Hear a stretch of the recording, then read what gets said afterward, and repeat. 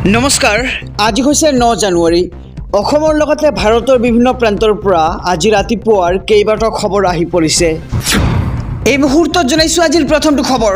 প্ৰকৃতিৰ অশনি সংকেত, 10 বছৰৰ পিছত বৃহৎ ভূমিকম্প, প্ৰায় 150 জন লোকৰ শোকাবহ ঘটনা আৰু আহত প্ৰায় 250 জনতকৈ অধিক লোক। এই মুহূৰ্তৰ খবৰ জনাইছোঁ যে এইবাৰ প্ৰকৃতিৰ অশনি সংকেত, 10 বছৰৰ পিছত বৃহৎ ভূমিকম্প।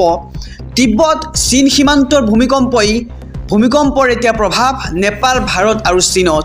পশ্চিম চীন আৰু নেপালত অব্যাহত আছে ধ্বংসলীলা আৰু ধ্বংসস্তৱত আবদ্ধ হাজাৰ হাজাৰ পৰিয়াল। খহি পৰিছে পাহাৰৰ বহু টিলা আৰু বছৰৰ আৰম্ভণিতে বৃহৎ ভূমিকম্পই জোকাৰিলে কেইবাখনো দেশ। আৰু সঁচা হ'ব নেকি ভূবিজ্ঞানী ফ্ৰেংক হোগাৰবিটছৰ ভৱিষ্যতবাণী? কাইলৈ পুৱা 3টাকৈ ভূমিকম্পই জোকাৰিছে নেপাল আৰু ইফালে আজি 3 ঘণ্টাত 50 বাৰকৈ ভূমিকম্পত কঁপিছে এতিয়া তিব্বত। আৰু ভয়ংকৰ ভূমিকম্পৰ পিছতে ইটোৰ পিছত সিটো আফটাৰ শ্বক। এই পৰ্যন্ত 140 জনতকৈও অধিক লোকৰ মৃত্যুৰ খবৰ আহি পৰিছে আৰু ভয়ংকৰ ভূমিকম্পত তছনছ হৈ পৰিল 3ৰ পৰা 4 হাজাৰ অট্টালিকা আৰু ফাট মেলিছে বহু ৰাজপথ আৰু 250 জনতকৈ অধিক লোক এতিয়া আহতৰ খবৰ আহি পৰিছে আৰু কেইবা হাজাৰৰ ঘৰ বিধ্বস্ত হৈ পৰিল এই ভূমিকম্পত আৰু ধ্বংসস্তৱত অব্যাহত আছে উদ্ধাৰ অভিযান। বৃদ্ধি হ'ব পাৰে মৃতকৰ সংখ্যা। এই মুহূৰ্তত জনাইছোঁ আজিৰ 2 নম্বৰ খবৰটো। 11 জানুৱাৰীৰ পৰা চলিব অভিযান, গ্ৰেপ্তাৰ হ'ব PM কিষাণৰ 8 লাখ ভুৱা হিতাধিকাৰী। ঘূৰাই দিব লাগিব PM কিষাণৰ ধন। অহা 11 জানুৱাৰীৰ পৰা জিলাই জিলাই গাঁৱে গাঁৱে চলিব অভিযান, গ্ৰেপ্তাৰ হ'ব পাৰে 8 লাখ ভুৱা হিতাধিকাৰী। দীঘলীয়া তালিকালৈ অভিযান চলাবলৈ সাজু হৈছে এইবাৰ অসম আৰক্ষী। আৰু 98 জন চৰকাৰী আমলাৰ হাততো লাগিব পাৰে হেণ্ডকাফ। আৰু PM কিষাণৰ ভুৱা হিতাধিকাৰীৰ বিৰুদ্ধে একশ্যন আৰম্ভ হৈছে ইতিমধ্যে আৰু 8,44,672 গৰাকী ভুৱা হিতাধিকাৰীৰ তালিকা প্ৰস্তুত কৰিছে আৰক্ষীয়ে।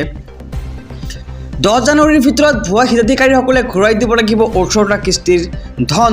আৰু কোন জিলাত কিমান হিতাধিকাৰীৰ পৰিব বিপদত আমি সবিশেষ জনাইছোঁ যে বৰপেটাত 2,03,839 জন, ইয়াৰ লগতে নগাঁৱত 1,16,068 জন, ধুবুৰীত 68,318 জন আৰু কামৰূপত 63,113 জন ভুৱা হিতাধিকাৰী, বাক্সাত 30,671 জন আৰু নলবাৰীত 26,897 জন ভুৱা হিতাধিকাৰী, পশ্চিম কাৰ্বি আংলঙত 25,799 জন আৰু লখিমপুৰত 46,410 জন ভুৱা হিতাধিকাৰী ইতিমধ্যে ধৰা পৰিছে।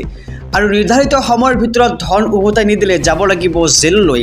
আৰু নিজৰ নামত কৃষিভূমি নথকা হিতাধিকাৰী পৰিব ভয়ংকৰ বিপদত আৰু ঘূৰাই দিব লাগিব এতিয়া PM কিষাণৰ ধন। 11 জানুৱাৰীৰ পৰা জিলাই জিলাই গাঁৱে গাঁৱে চলিব এই বৃহৎ অভিযান। এই মুহূৰ্তত জনাইছোঁ আজিৰ 3 নম্বৰ খবৰটো। বিদেশলৈ যাব নোৱাৰিব শ্বেখ হাছিনা। শ্বেখ হাছিনাৰ পাছপৰ্ট ইতিমধ্যে বাতিল কৰা হৈছে। শ্বেখ হাছিনাৰ পাছপৰ্ট প্ৰত্যাহাৰ। বাংলাদেশৰ প্ৰাক্তন প্ৰধানমন্ত্ৰী শ্বেখ হাছিনাৰ সন্মুখত নতুন বিপদ আহি পৰিছে। পাছপৰ্ট বন্ধ হোৱাৰ বাবেই অন্য দেশলৈ যাব নোৱাৰিব এতিয়া শ্বেখ হাছিনা।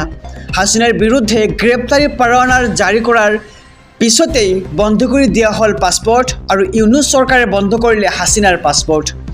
শ্বেখ হাছিনাৰ বিৰুদ্ধে প্ৰাণ লোৱা আৰু অপহৰণৰ অভিযোগ উত্থাপিত হৈছে আৰু হাছিনাৰ লগতে বাংলাদেশৰ 97 জনৰ পাছপৰ্ট সেৱা বাতিল কৰিছে ইউনুছ চৰকাৰে। আৰু 12 ফেব্ৰুৱাৰীৰ পূৰ্বে বাংলাদেশৰ আদালতত হাজিৰ হোৱাৰ নিৰ্দেশ শ্বেখ হাছিনাক। আৰু বাংলাদেশৰ প্ৰাক্তন প্ৰধানমন্ত্ৰী শ্বেখ হাছিনাৰ সন্মুখত এতিয়া নতুন বিপদ। পাছপৰ্ট বন্ধ হোৱাৰ বাবেই অন্য দেশলৈ যাব নোৱাৰিব এতিয়া শ্বেখ হাছিনা। আহিছোঁ পৰৱৰ্তী খবৰৰ মাজলৈ।